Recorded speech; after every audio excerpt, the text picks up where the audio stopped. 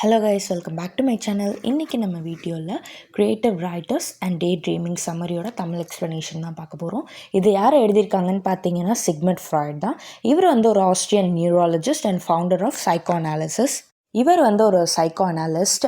இவரோட most of the theories இந்த psycho அனாலிட்டிக்ஸை ஹெல்ப் பண்ணுற மாதிரி தான் இருக்கும். ஒரு ஸ்டோரி இல்லைனா ஒரு கேரக்டர் அவங்களோட பெர்ஸ்பெக்டிவ் வச்சு அனலைஸ் பண்ணி அவங்களோட பிஹேவியர்ஸை பார்த்து அனலைஸ் பண்ணி எழுதுறது தான் psycho analysis. He likes to analyse the human behaviour. இவருக்கு இந்த ஹியூமன் பிஹேவியர்ஸ் எல்லாம் அனலைஸ் பண்ணுறதுக்கு ரொம்ப பிடிக்கும். லைக் வைஸ் இந்த இடிபஸ் காம்ப்ளெக்ஸ் மாதிரி இந்த மாதிரி தியரிஸ் எல்லாம் இவர் தான் இன்ட்ரடியூஸ் பண்ணார். இந்த எஸ்ஸேல ஒரு க்ரியேட்டிவ் ரைட்டர்ஸ் பற்றியும் டே ட்ரீமிங் பற்றியும் தான் இவர் எக்ஸ்பிளைன் பண்ணியிருக்காரு. இப்போ நம்ம தூங்கும்போது வரக்கூடிய ட்ரீம்ஸ்லாம் ஒரு ஃபேண்டசி இமேஜினேஷன்ஸ் அதை மாதிரி சொல்லியிருப்பார். ஆனால் நம்ம இதுக்கான டிஃப்ரென்ஸை கண்டிப்பாக தெரிஞ்சுக்கணும் அப்படின்ற மாதிரி இந்த தியரியில் சொல்லியிருப்பார். எதனால் இது வருது அப்படின்னு கொஷின் பண்ணுற விதமாக நமக்காக இவர் எழுதியிருப்பார். ஒரு போயட் கிட்ட போயிட்டோ இல்லை ஒரு ஆர்டிஸ்ட் கிட்ட போயிட்டு எப்படி இந்த மாதிரிலாம் நீங்கள் வரைகிறீங்க எழுதுறீங்கன்னு அவங்கக்கிட்ட கேட்டால் அவங்க அதை சமாளிக்கிற விதமாக ஏதாவது ஒன்று சொன்னாலும் அது எந்த சோர்ஸ்லேருந்து இது பண்ணுறீங்கன்ற அந்த சோர்ஸஸே நம்மக்கிட்ட சொன்னாலுமே நமக்கு அது சுத்தமாக அண்டர்ஸ்டாண்ட் ஆகாது, சாட்டிஸ்ஃபைடாகவும் இருக்காது. அவங்களுக்குள்ள ஒரு செப்பரேட்டான ஒரு க்ரியேட்டிவிட்டி இருக்கும். அதை நம்மளால் அண்டர்ஸ்டாண்ட் பண்ணிக்க முடியாது. எல்லா ஹியூமன் கிட்டேயும் ஒரு செப்பரேட்டான ஒரு எபிலிட்டியும் க்ரியேட்டிவிட்டியும் இருக்கும் அப்படின்ற மாதிரி சொல்லியிருப்பாங்க. ஒருத்தர் அதில் போயம்லையும் ஷோ பண்ணுவாங்க, சில பேர் அதை பெயிண்டிங்கில், சில பேர் ஒரு ஸ்டோரியிலையோ ரைட்டிங்ஸ்லையோ ஷோ பண்ணியிருப்பாங்க அப்படின்ற மாதிரி சொல்லியிருக்காங்க. ஃபஸ்ட்டு நம்ம எப்போ இமேஜினேஷன் அப்படின்ற ஒரு வேர்ல்டை ஸ்டார்ட் பண்ணுறோன்னா நம்ம குழந்தையாக இருக்கும்போது தான் நம்ம ஃபஸ்ட்டு இமேஜினேஷன் அப்படின்றத ஸ்டார்ட் பண்ணி அதுலேருந்து நம்ம நிறைய விஷயத்தை திங்க் பண்ணுவோம், யோசிச்சுட்ருக்க ஆரம்பிக்கும். ஆனால் எதனால் இந்த இமேஜினேஷன்ஸ்லாம் வருதுன்னு நம்மளுக்கு தெரியாது. இப்போது குழந்தையாக இருக்கும்போது நம்ம அந்த வயசில் என்ன திங்க் பண்ணணும்னு ஒரு டாக்டர் கேமோ ஒரு டீச்சர்ஸ் கேமோ இந்த மாதிரி நம்ம விளையாடிட்டு இருக்கும்போது அது நம்ம ஒரு இமேஜினேஷனாக வச்சுக்கிட்டு அதை நம்ம ரியலாக நினச்சிக்கிட்டு நம்ம விளையாடிட்டுருப்போம். அதை அப்போ அந்த ஏஜில் நம்ம சீரியஸாக எடுத்துகிட்டு விளையாடிட்டுருப்போம். ஆனால் வளர தான் தெரியுது அது உண்மை கிடையாது, அது ஒரு இமேஜினேஷன் நம்ம வளர தான் தெரியும். அதையே நம்ம குழந்தையாக இருக்கும்போது ஒரு ரியலாக நினச்சி அந்த ரியாலிட்டி வேர்ல்டில் ரொம்ப என்ஜாய் பண்ணி விளையாடிட்டுருப்போம். யூஸ்வலாக போயட்ஸ் இமேஜினேஷன்ஸ்லாம் யூஸ் பண்ணி ஒரு ஹார்ட்டை க்ரியேட் பண்ணுறாங்க. என்ன தான் ரைட்டர்ஸ்லாம் சொல்கிறது ஒரு இமேஜினேஷனும் இருந்தாலும் அதை பார்க்குறதுக்கோ கேட்குறதுக்கோ எல்லாருக்குமே ஒரு இன்ட்ரெஸ்டிங்காக தான் இருக்கும்.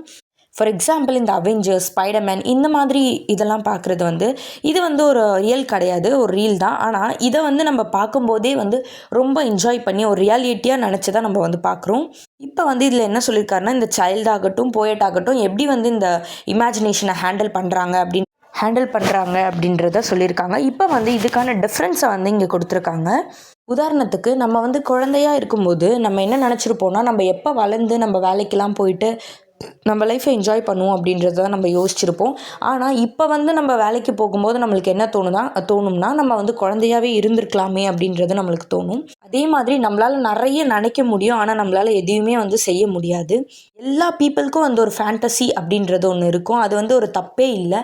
நம்ம வளர என்ன நினச்சிப்போனா இந்த ஃபேண்டசி இமேஜினேஷன் எல்லாமே குழந்தை வயசில் மட்டும்தான் இருக்கணும், வளர அதெல்லாம் இருக்கக்கூடாது, அதெல்லாம் நடக்காது அப்படின்ற மாதிரி நம்ம நினச்சிக்கிறோம். நம்ம இந்த இமேஜினேஷன்ஸ் எல்லாத்தையும் நம்ம அவாய்ட் பண்ண ஆரம்பிச்சிடும். இதெல்லாம் நம்ம என்ன நினைக்கிறோம், இதெல்லாம் குழந்தைங்களுக்கு மட்டும்தான் அப்படின்னு நினைக்க ஆரம்பிச்சிடுறோம்.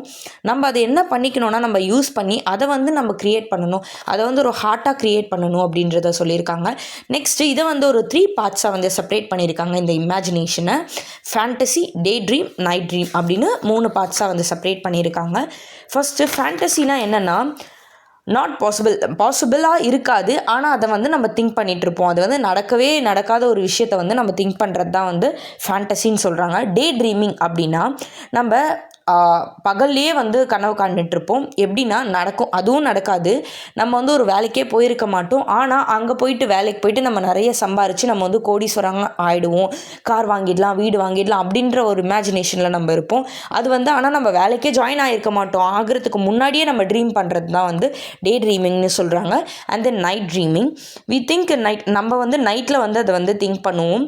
அந்த விஷயம் இப்படி நடக்கிறது பதிலாக இப்படி நடந்திருக்கலாம் அப்படின்ற மாதிரி நம்மளே ஒரு இமேஜினேஷன் இமேஜினேஷனை வச்சு ஒரு கற்பனையை வச்சு நம்ம வந்து விசிபிளாக வந்து நைட்லேயே பார்க்கக்கூடியது தான் வந்து நைட் ட்ரீமிங் அப்படின்னு சொல்லியிருக்காங்க.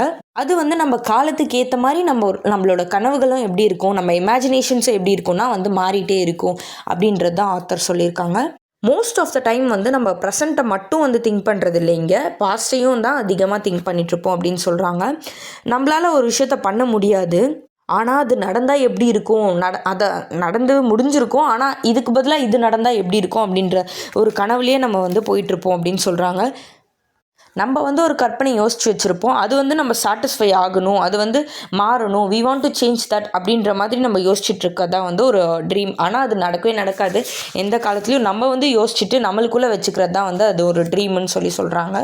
இந்த ட்ரீமை வந்து 2 டைப்ஸாக பிரிக்கிறாங்க. ஒன்று வந்து எரோட்டிக் அண்ட் தென் ஆம்பிஷியஸ் அப்படின்னு சொல்லியிருக்காங்க. எரோட்டிக் வந்து மோஸ்ட் கேர்ள்ஸ்க்கு தான் வரும், ஆம்பிஷியஸ் வந்து பாய்ஸ்க்கு வரும். பாய்ஸ் வந்து எப்போவுமே வந்து அதிகாரம் பண்ணணும் அப்படின்ற ஒரு ரோல்லையே இது பண்ணுவாங்க, திங்க் பண்ணுவாங்க அப்படின்றத வந்து இங்கே சொல்லியிருக்காங்க. அண்ட் தென் ஃபைனலாக எதை பற்றி சொல்லியிருக்காங்கன்னா டே ட்ரீமர்ஸ் பற்றியும் க்ரியேட்டிவ் ரைட்டர்ஸ் பற்றியும் இந்த டிஃப்ரென்ஸை பற்றி லாஸ்ட்டாக தான் இந்த கான்செப்டை சொல்லியிருக்காங்க. டே ட்ரீமர்ஸ் வந்து நிறைய திங்க் பண்ணுவாங்க, நிறைய இமேஜினேட் பண்ணுவாங்க, நிறைய ஒரு ஃபேண்டசி வேர்ல்ட்லேயே வாழுவாங்க, ஆனால் அதை வந்து வெளியே சொல்லிக்கவே மாட்டாங்க, ஷோ ஆஃப் பண்ணிக்கவும் மாட்டாங்க அப்படின்னு சொல்கிறாங்க. பட் க்ரியேட்டிவ் ரைட்டர்ஸ் வந்து அவங்களோட க்ரியேட்டிவிட்டியை வந்து ரைட்டிங்ஸில் அழகாக கொடுத்துருப்பாங்க. அவங்க என்னென்ன நினைக்கிறாங்களோ, என்னென்ன வந்து க்ரியேட்டிவாக யோசிக்கிறாங்களோ எல்லாத்தையும் வந்து இவங்க ரைட்டிங்ஸில் கொடுத்து எல்லாரையும் வந்து இம்ப்ரெஸ் பண்ணுறதுக்கு எழுதியிருப்பாங்க. எல்லாருக்கும் படிக்கிற எல்லாருக்கும் பார்க்குற எல்லாருக்குமே இது மேலே ஒரு இன்ட்ரெஸ்டிங் வரும். அதே தான் வந்து இங்கே என்ன சொல்லியிருக்காங்கன்னா, இது not only for the writers, நம்ம எல்லாருமே வந்து இந்த கான்செப்டை லிட்ரேச்சரில் வந்து நம்ம கொடுக்கலாம் அப்படின்னு சொல்லியிருப்பாங்க. நம்மளோட திங்கிங்கையும் நம்ம க்ரியேட்டிவிட்டியும் இந்த ப்ராசஸை வந்து நம்ம வந்து ரைட்டிங்ஸில் கொடுத்து நம்ம ரைட்டிங்ஸில் க்ரியேட்டிவிட்டியை எக்ஸ்ப்ரெஸ் பண்ணணும் அப்படின்ற மாதிரி சொல்லி இதை சம்மரியை வந்து கம்ப்ளீட் பண்ணியிருப்பாங்க. தேங்க்யூ.